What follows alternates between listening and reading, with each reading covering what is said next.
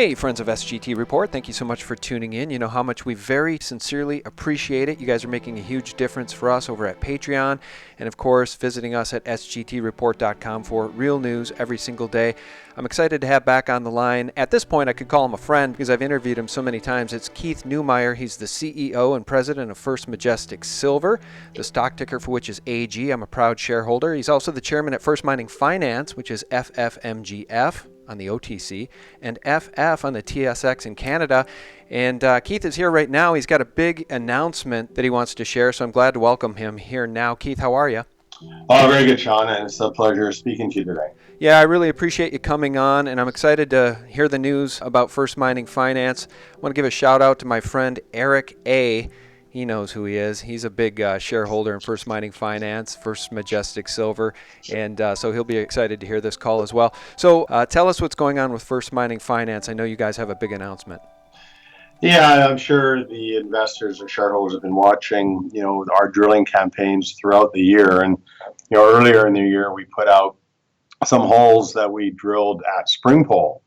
Springpole, as the listeners probably know, is our largest project in First Mining Finance, and it contains just slightly shy of 5 million ounces. It's one of the largest undeveloped gold projects in the world, we've had it in our portfolio since a couple of years ago.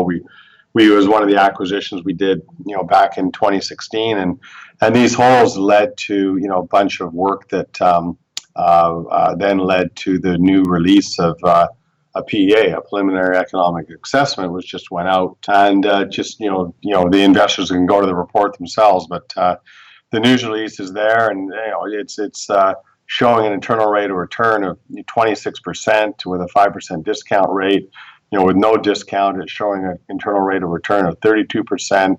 It shows a net present value of $1.1 billion pre-tax or pre-discount, pardon me, and on a post-tax 5% discount rate, it has a $792 million net present value, and this is U.S. dollars. And everyone knows that the market cap of First Majestic today is about 320 million U.S. dollars. So we've got one project almost 3 times the value of the entire company. Okay, now as you guys know, I've had Keith on in the past, and he's always telling us that he's buying more shares in the open market. He's a believer, he knows what's going on, and so you're telling me, Keith, that now the net present value of the Springpole project alone is $1.1 billion. Meanwhile, the market cap is at $300 million. The most crowded trades in the world right now are Amazon, Apple, Netflix, and bonds, and here you guys are sitting on the Springpole project, and it's worth over $1 billion. I'd call that news.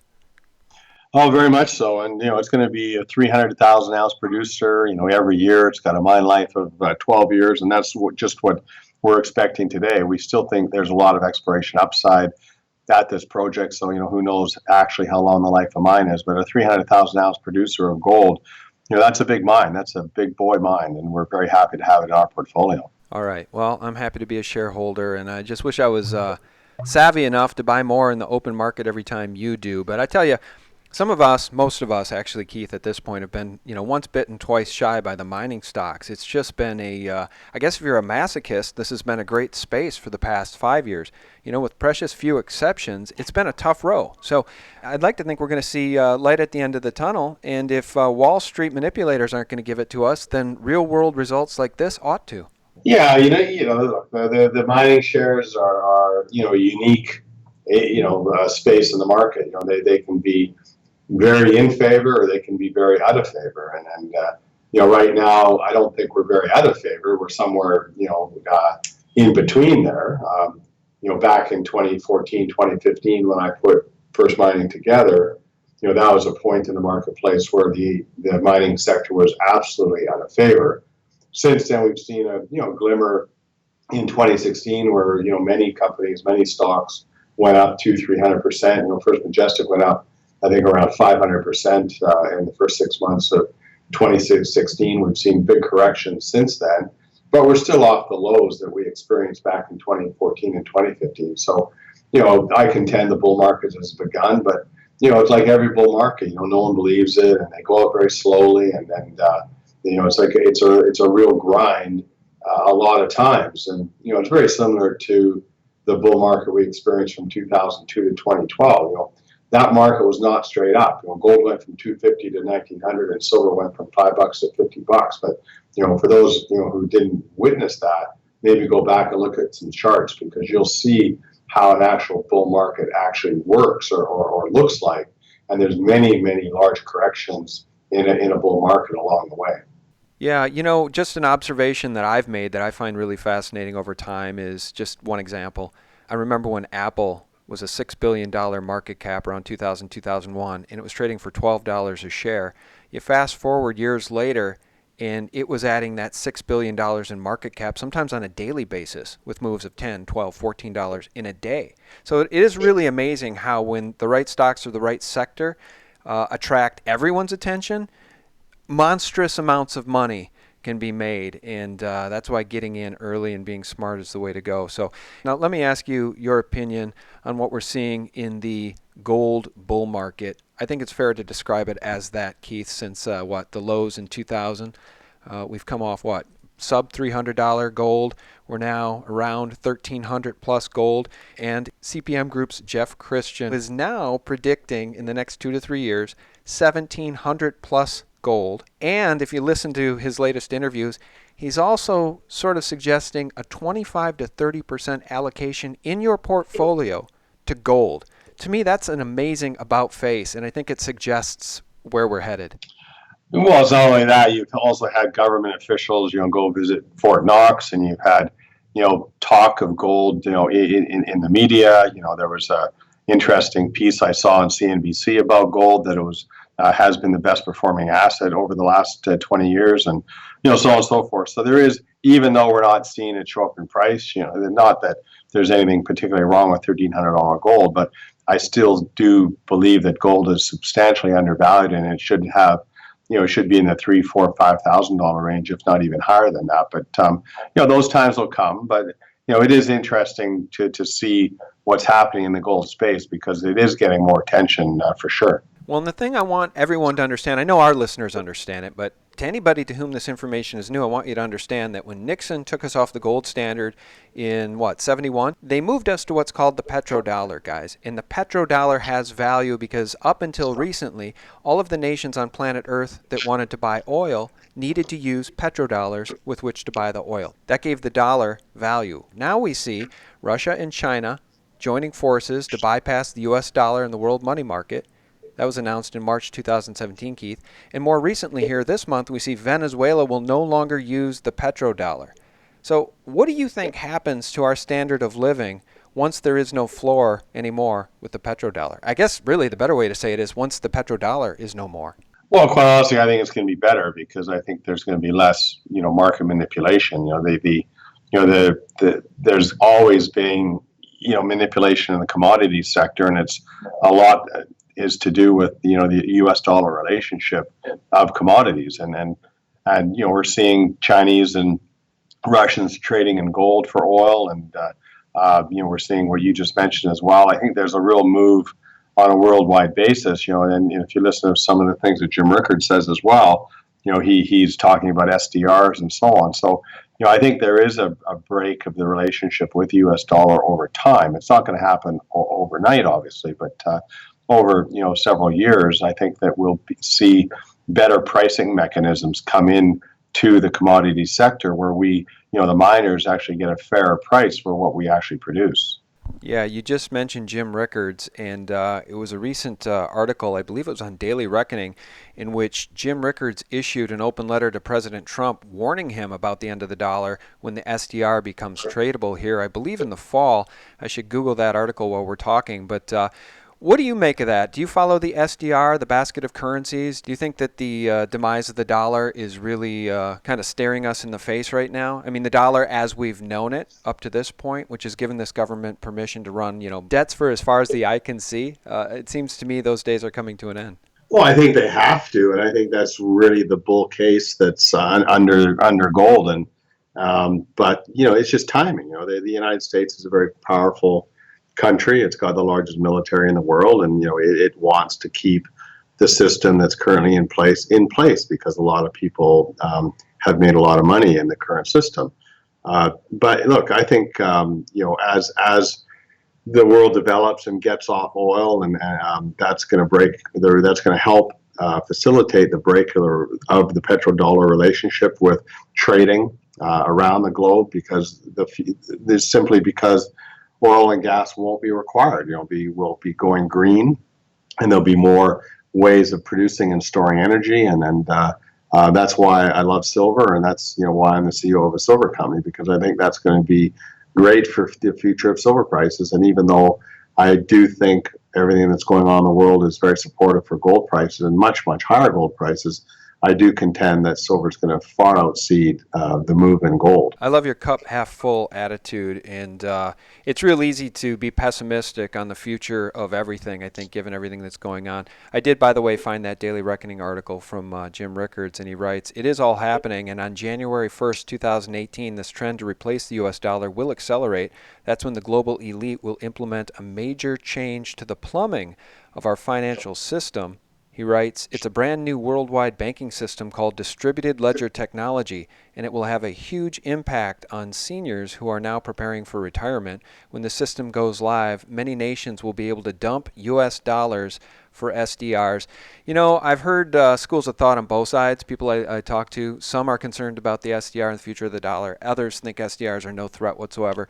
But what we do know for sure is that geopolitically, there are nation states moving away from the rule of the petrodollar. So I think it is prudent for people to plan on the inevitability of that happening, whether it's 2018, 2020, I don't know. But I guess for me personally, Keith, it is physical silver and physical gold which set the foundation of my finances and my retirement plan. And I think that's the right approach. Yeah, and another interesting story that's also come to light, as you probably know as well, is the debt ceiling discussions that's been going on in the United States, and right. the visit to Fort Knox. And as most Americans know, and likely most investors, is the United States values their gold, I think, around $40 an ounce, and if they were to value it at current prices, or even $1,000 an ounce, the Treasury would have to write a check to the Fed for $600 or $700 billion, which would go a long ways in supporting their continued spending, and also it could facilitate the increase of a debt ceiling, or possibly even the elimination of the debt ceiling altogether. And they could play with the gold price. If they put gold at 2,000 or 3,000, all of a sudden, the U.S. Financial system looks a lot stronger than it currently does. Yeah, you mentioned the trip to Fort Knox there. I guess it was Steve Mnuchin. I never know how to say his name, but a former Goldman Sachs alum. And apparently he got to go. First visit since I don't know how long. I guess the last audit was 1954, I think, of Fort Knox Gold. And he didn't audit it. He just got to go to visit it. And he came out and he assured us all that everything's just fine. Nothing to see here. The gold is just fine. I wonder why they're so afraid to give us an actual audit of Fort Knox Gold.